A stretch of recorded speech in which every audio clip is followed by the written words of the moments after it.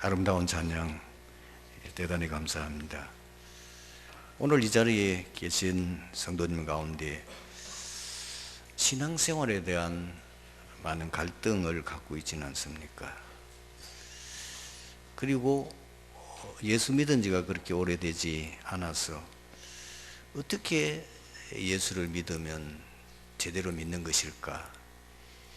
그와 같은 고민을 하고 있는 분은 없습니까? 오래오래 신앙생활을 했는데도 왜 나에게는 이 신앙의 갈등이 해결되지 않고, 그리고 계속적인 어려움과 여러 가지 문제 속에서 매일매일 힘드는 생활을 할 수밖에 없을까? 혹시 여러분들이 종교적인 신앙은 아닙니까? 여러분, 종교적인 신앙이 뭐지요? 내가 열심히 해야 되는 거예요. 지극정성 드려야 됩니다.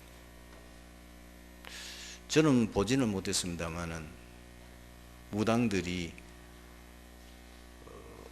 정말 용한 무당이 되기 위해서, 그 신이 자기에게 충만하게 하기 위해서 엄동설안에도 산에 가서 얼음을 깨고 그 찬물로 목욕 재개하며 밤을 새어가면서 그 산 속에서 신에게 집중하는 기도를 한다고 합니다. 얼마나 힘들겠습니까? 내가 바르게 살아야만 하나님 응답하시겠느냐? 내가 착하게 살아야만 하나님 응답 안 하시겠느냐? 내가 헌신하고 노력하고 많은 희생을 해야만 하나님 응답하시지 않겠느냐? 그 기준이 사실은 내거든요. 그럼 어느 정도까지 열심히 해야 되겠습니까? 어느 정도까지 지극정성을 드려야 되겠습니까? 그 기준이 현장에 나가보면은 보이죠. 어떤 절간을 이렇게 지나가다 보면 저희라고 보기보다는 저희보다 무속인이라고 보는데 뭐 조그만하게 구멍가게 같이 무슨 이름을 써놓고 거기 앞에 그 대문관 앞에 현수막이 붙어 있더라고요. 100일 기도, 혹은 어떤 경우에는 1000일 기도, 이런 내용들이 나옵니다. 혹시 여러분들이 그런 시기에 신앙생활을 하는가? 내가 하나님을 감동시키기 위해서 내가 막 지극정성을 들이, 하나님이 너무 내가 하는 이 모습을 보고 감동을 받아가지고 하나님이 내게 복을 주실 것이다. 혹시 여러분들이 그런 신앙사상은 아닙니까? 그래서 이게 안 되니까 나중에는 하나님에 대한 원망과 불평과 불신앙이 생기지 않습니까? 내가 그렇게 교회를 헌신했는데 왜 내가 이래 됐냐? 내가 하나님 앞에 평생을 어떻게 물질로 헌신하고 교회 봉사하고 했는데 왜 우리 가정은 이렇냐? 왜 우리 자녀들은 이렇냐? 혹시 여러분 그런 고민하고 있지 않습니까? 그 여러분 신앙의 길을 못 찾은 거지요. 신앙의 길은 사실 많이 있겠지만은 한 4가지로 정리될 수 있습니다. 인생의 모든 문제는 오직 그리스도를 믿음으로만 해결됩니다. 그 이유를 여러분들 이미 알고 있지 않습니까? 인간의 모든 문제는 육신의 문제가 아니고 영적인 문제입니다. 성경은 근본으로 돌아가 보면 창세기 3장 사건, 인간이 사단에게 속아서 하나님의 말씀에 불순종함으로 범죄하게 되고 그 결과 하나님을 떠나 자기도 모르게 사단에게 잡혀버리는 이 근본 세 가지 문제 때문에 인간은 결국은 영적 문제 속에 빠져 그 문제를 해결해 보려고 종교, 그 문제를 해결해 보려고 우상숭배 하게 되어지고, 근데 그 문제가 해결되는 게 아니고 자꾸 우상숭배하고 귀신 생기니까 정신문제 오게 되고, 정신문제 오게 되니까 그 다음에 따르는 것은 반드시 육신의 문제가 오게 됩니다. 경제도 문제오고 건강에도 문제오고 자녀에게도 문제오고 우리 눈에 보이는 많은 문제들이 오게 되는 거예요. 그렇게 평생을 살다가 죽어서 지옥 가는 거예요. 구원을 못 받았으니까, 문제 해결을 못 받았으니까. 그거로 끝나는 게 아니고 이 저주, 이 대물림이 그대로 또 자녀에게 대물림 되어진다는 사실입니다. 평생을 자기 종교를 가지고 있는데도 불구하고 결국 인생의 문제 해결되지 않으므로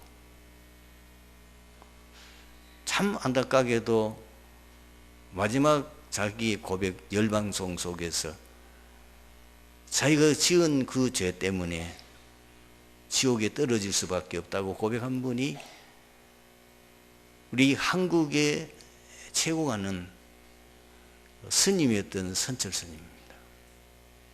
선철 스님은 모든 사람들이 존경합니다. 특히 불교인들은 그분을 정말 존경합니다. 그분이 쓴 글에는 내가 평생에 불교를 섬기었지만은 거기 길이 없다. 만약에 내가 참 길을 찾는다면 불교를 떠날 것이라고 말했거든. 그분이 어떻게 불교에 기여하게 됐느냐. 어릴 때 자기 그 동네 안에 친한 친구가 자기 동네에 있는 그 저수지, 옛날에는 우리가 거의 농사를 지는 농업이 위주가 되다 보니까 마을마다 저수지가 있어요. 그 저수지에 그 자기 친한 친구가 어릴 때에 빠져 죽은 거예요. 이 사람이 굉장히 영특하고 머리가 좋고 아주 똑똑한 분이에요. 그 어린 나이인데도 불구하고 어제까지 같이 놀고 했던 그 친구가 물에 빠져서 죽었단 말이에요. 도대체 인생은 어디서 왔다가 어디로 가는가? 어린 나이인데 보통 가족들은 그 전혀 고민도 안 할 건데 그 고민을 하다가 아무 어른들에게 답을 못 주잖아요. 그 뒷산에 있는 절간에 있는 지주 스님과 하고 계속 대화하다가 결국은 불교에 기여하게 돼요. 그분이 머리가 아주 뛰어난 사람이라서 별로 세상적인 공부를 많이 하는데도 불구하고 얼마나 불경을 많이 연구했던지 박사예요. 그리고 얼마나 수행을 제대로 했는지 몇 달을 앉아서 사온 게 아니고 몇 년을 앉아서 세월을 보내요. 도저히 우리로서는 불가능한 만큼 평생 그 사람은 그 승복 한 벌 위에 저거리 그 두루마기 같은 거. 여러분 보시면 그 살았을 때 그 모습은 온 기워가지고 떨어지면 또 깊고 또 길어가지고 그 평생에 그 두루마기 옷 한 벌 가지고 지냈던 분이에요. 대단한 분이에요. 그런데 길을 몰라가지고 평생을 고생하다가 결국은 길을 못 찾고 자기 스스로가 그 열방송에서 말했다니까 나는 지옥 간다고. 간단한데, 그죠? 여러분 인생 문제는 절대로 인간의 노력으로 해결 안 됩니다. 그건 영적 문제예요. 그 상세에서 한번 근본 문제이기 때문에 오직 그리스도로만 해결될 수 있습니다. 여기에 대한 확신하셔야 돼요. 정말 여러분의 문제가 무엇입니까? 그리스도를 계속 누리고 그 그리스도 안에 있으면은 삶 저주가 무너지게 되고 그 그리스도를 통해서 도저히 세상이 해결할 수 없는 근본적인 문제가 해결되어지기 때문에 놀라운 기적이 일어나는 것을 체험하게 될 겁니다. 여러분 악몽을 꾸는 분이 있습니까? 밤에 여러분 시달리는 분이 있습니까? 여러 가지 남에게 말 못할 정신 문제 있습니까? 진짜 복음으로 집중해서 그것이 각인 뿌리 제들되면 다 없어집니다. 확실한 증거 있습니다. 두 번째는 어떻게 우리가 살아야 되느냐? 언약의 말씀을 따라 사는 것이 형통한 길입니다. 무조건 열심히 하는 거 아닙니까? 무조건 교회를 헌신하는 게 아니고 하나님의 말씀을 따라 사는 거예요. 시편 1편 1절에서 3절 보면은 복 있는 사람은 악인의 길을 쫓지 않으며 죄인의 길에 서지 아니하며 오만한 자의 자리에 앉지 않고 오직 여호와의 율법을 즐거워하여 그 율법을 주야로 묵상하는 자라. 거기 말한 율법은 하나님의 언약의 말씀을 말하는 겁니다. 우리 시조 아담 하와의 실패가 어디 있습니까? 다 주셨는데 하나님 형상으로 창조했고 그렇게 아름답고 행복하게 살 수 있는 에덴 동산도 다 만들어 놓으시고 그리고 혼자 독성하는 것이 하나님 보시기에 좋지 않아서 돕는 배필로 가장 행복을 누릴 수 있는 가정을 만들어 주셨지 않습니까? 창세기 1장 2장의 내용이지요. 그런데 하나님의 말씀이 있었어요. 선악과에 대한 말씀. 그 말씀만 지켰으면은 그 안에서 영원히 행복하게 살 수 있는데 그것이 하나님의 말씀이거든요. 그 말씀을 우리 시조의 아담 하와가 어김으로부터 그때부터 원치 않은 저주장, 멸망, 고통이 계속 오게 되는 겁니다. 여러분이 세상이 왜 어렵습니까? 하나님 안 믿어요. 그리고 그 사주팔자 운명에서 빠져나왔어요. 계속 어려움 당할 수밖에. 그리고 하나님 말씀 따라 안 살아요. 특히 성도들이 하나님의 말씀을 가지고 다니지만은 모든 언약은 성경이 붙잡고 있고 내 머릿속에는 아무것도 없어요. 그게 문제인 거예요. 여호수아를 가나안 정복하는 지도자로 세웠을 때에 말씀하셨어요. 두려워하지 말라. 담대하라. 내가 내게 준 모세가 준 그 말씀 주야로 묵상. 그 말씀대로 지켜 행하라. 그리하면 이 모든 네가 가는 길이 형통하게 될 것이다. 이 말씀이라는 게 너무 복잡하니까 강단 메시지라도 생을 걸고 말씀 그 지키며 그 말씀 따라 살아보시고 제가 말씀드립니다. 석 달만 강단 메시지 계속 묵상하시고 그 강단 메시지에 집중해 보십시오. 석 달 후에는 여러분들이 놀랄 만큼 간증할 수밖에 없을 만큼 되어질 겁니다. 오늘 이 말씀은 제가 준비하는 것 같지만은 저는 많은 기도와 그리고 고민 속에서 말씀 주시는 것을 제가 받아서 전달하는 것 뿐입니다. 이 말씀 속에 여러분의 고민의 해답이 다 있는 거예요.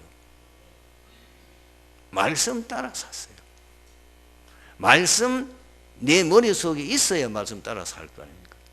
강단 메시지가 내 머릿속에 항상 있어야 될 거 아닙니까? 그래서 그것을 정리해가지고 늘 가지고 묵상합니다.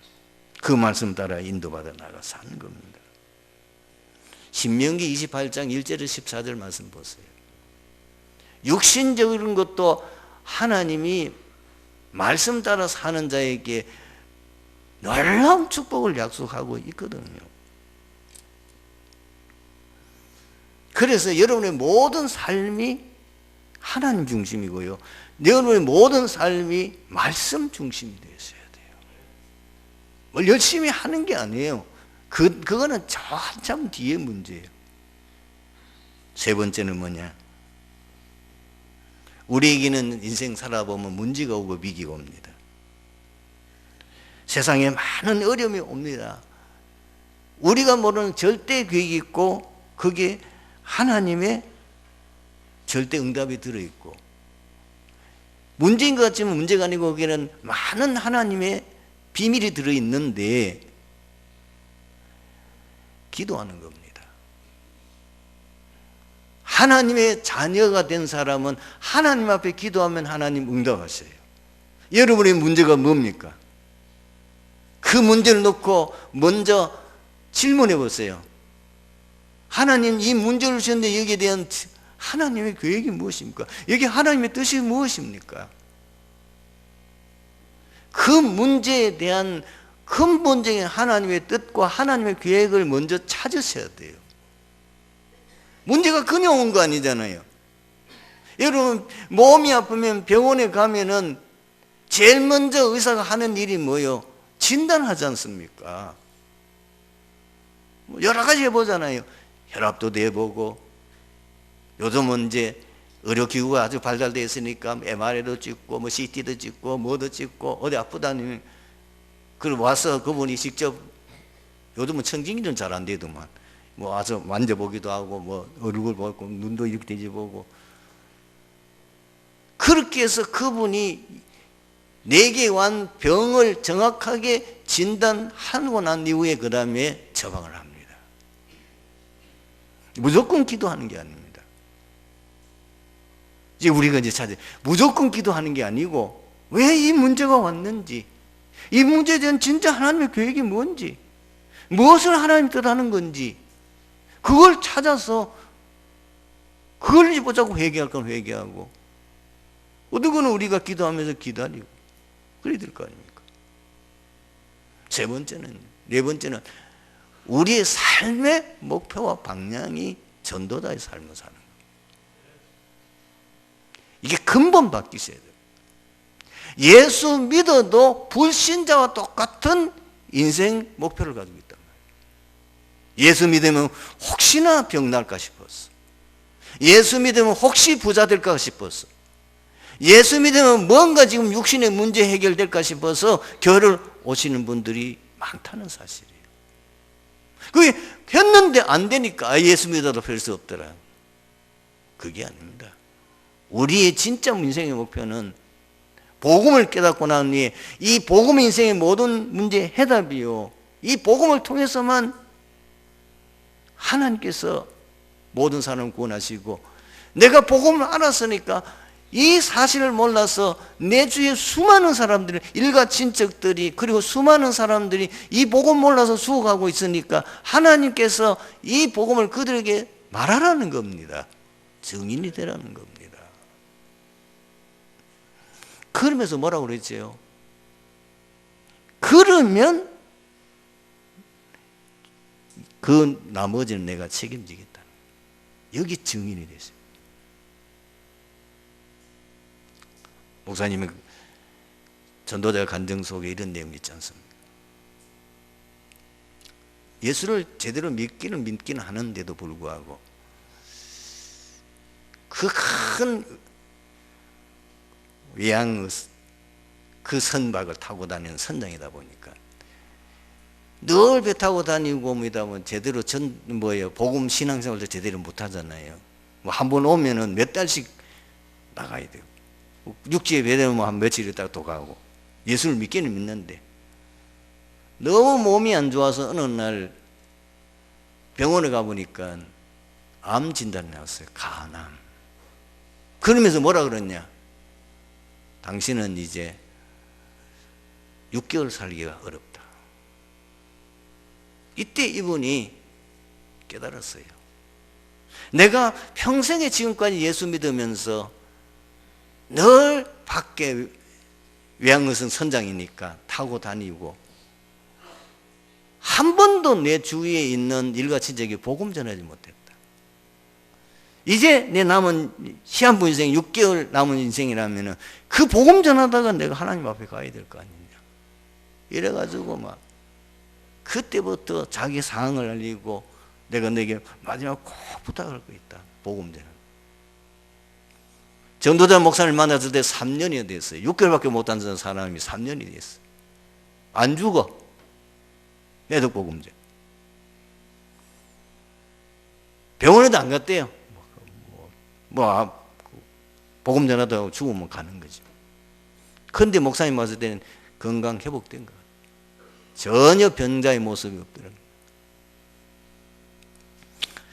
우리 성도님들이 이걸 체험하셔야 돼요. 여러분이 진짜 경제 응답은, 빛의 경제는 어디서 오는 겁니까? 내가 전도자의 삶을 살기로 결단하고 하나님, 내가 정말 평생 살면서 내가 섬기는 교회가 마음껏 전도 선교할 수 있도록 내 장점이 사업가 아닙니까? 내가 이 사업을 통해서 내가 그 일을 할 수 있도록 내 경제, 빛의 경제를 해보십시오. 내 사업에 하나님 증거를 주십시오. 그 얘기도 해보신 분 있습니까? 지금 이렇게 결단하고 하십시오. 불경기 맞습니다. 지금 경제가 큰 어려움 당하고 왔습니다. 이삭은 흉년이 들어서 도저히 가나안 땅에 살 수가 없어서 살려고 애굽 땅으로 이삭 갈 계획을 했는데 하나님 그 땅에 머무르라는 겁니다. 그러면서 네 아버지 약속한 그 모든 축복을 주겠다는 거, 거기에 머물렀어요. 그 흉년이 든 가나안 땅에 한 해 농사 지었는데 100배. 성경을 보십시오. 분명히 창세기 26장 12절 이하에 나와 있는 거예요. 그래야 여러분들이 현장에 증인될 거 아닙니까? 야, 진짜 당신 보니까 하나님 살아계신 것 같다.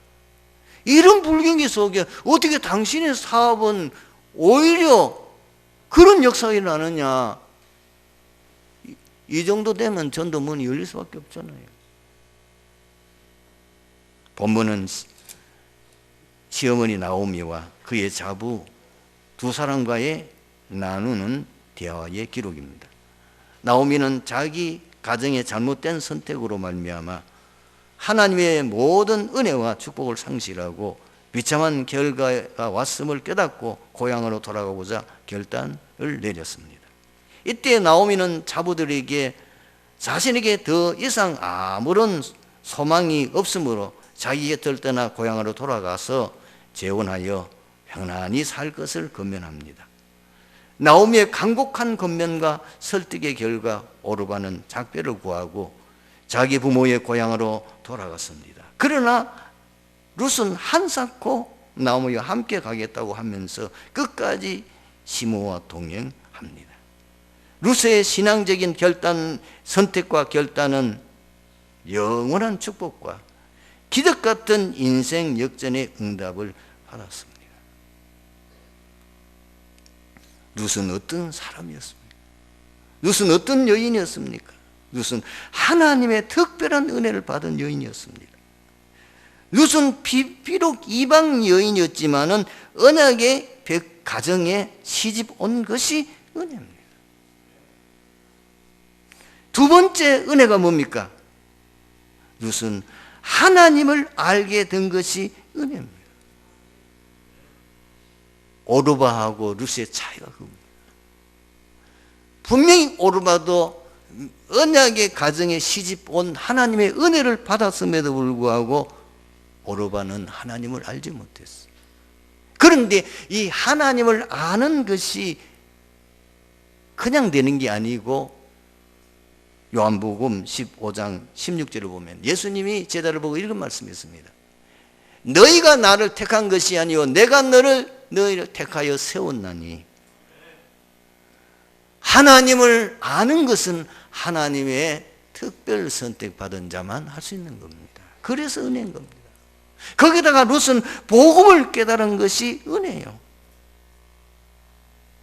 여러분, 아무나 복음 듣는다고 복음 깨달아지는 건 아닙니다.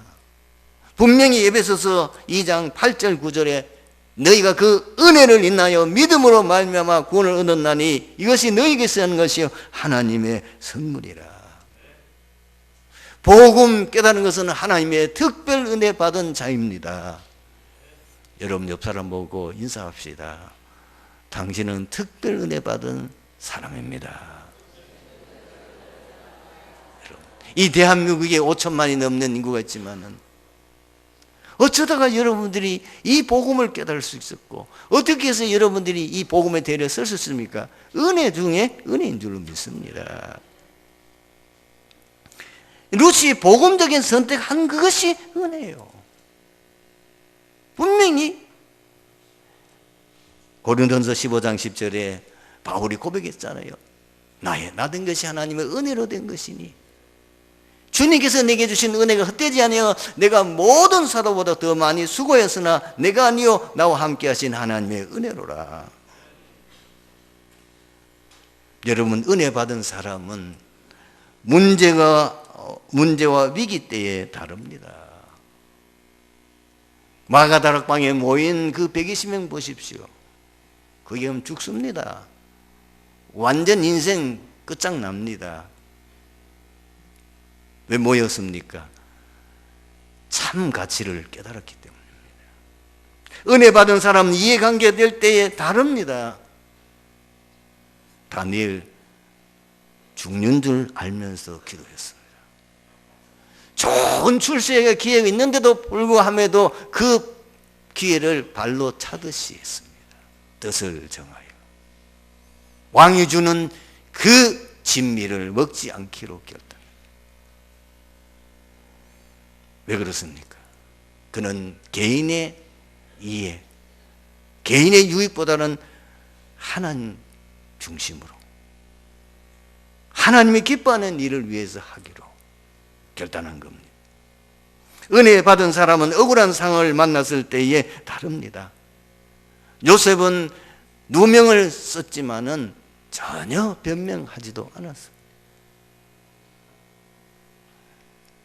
왜? 하나님을 알고 계시고 지금 자기 인생은 하나님의 손에 잡혀 하나님의 뜻에 따라 인도받는 삶인 줄 확신이 있기 때문에 국가가 위기에 만났을 때에 달랐습니다. 에스더는 국가가 위기를 만났을 때에 자기 개인의 어떤 안전을 포기하고 죽으면 죽으리라는 각오를 가지고 왕 앞에 나와서 구명운동을 합니다. 이런 사람들의 결과는 어떻게 됐습니까?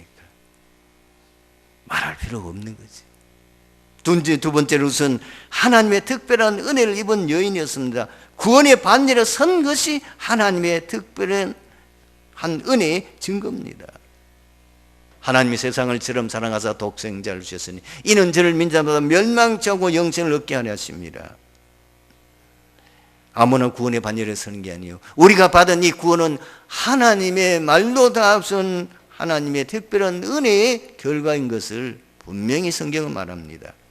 요한일서 4장 9절 10절에 하나님의 사랑이 우리에게 이렇게 나타나신 바 되었으니 하나님이 자기의 독생자를 세상에 보내심은 그로 말미암아 우리를 살리려 하심이라. 사랑은 여기 있으니 우리가 하나님을 사랑한 것이 아니요 하나님이 우리를 사랑하사 우리 죄를 속하기 위하여 화목제물로 그 아들을 보내셨습니다. 로마서 9장 13절에도 보면은 이삭의 두 아들이 있는데 분명히 육신적으로 여러 가지 상황을 봤을 때 큰 아들 에서가 훨씬 더 듬직하고 미듬직하고 그리고 사람도 좋아요. 야곱은 아주 약삭 빠르고 그리고 아주 간사합니다. 그럼에도 불구하고 하나님은 에서를 택한 게 아니고 야곱을 택했어요. 성경은 이렇게 기록되어 있습니다. 기록본과 내가 야곱을 사랑하고 에서는 미워했다 함과 같으니라. 그런즉 우리가 무슨 말하리요? 하나님께 불의가 있느냐? 그럴 수 없느니라. 하나님의 사랑은 어떤 사람이 받느냐? 조건이 없어요. 내가 착하게 살고 잘하니까 하나님 나 사랑은 아닙니다. 그거는 종교입니다. 하나님의 사랑에는 아무 인간의 조건이 필요 없습니다. 오직 하나님의 절대 주권에 의한 것이요. 그러면서 하나님의 사랑은 영원 불건합니다. 아무리 우리가 실수하고 잘못해도 하나님은 우리가 돌이켜 임하면 용서하죠. 하나님의 사랑은 변하지 않아요.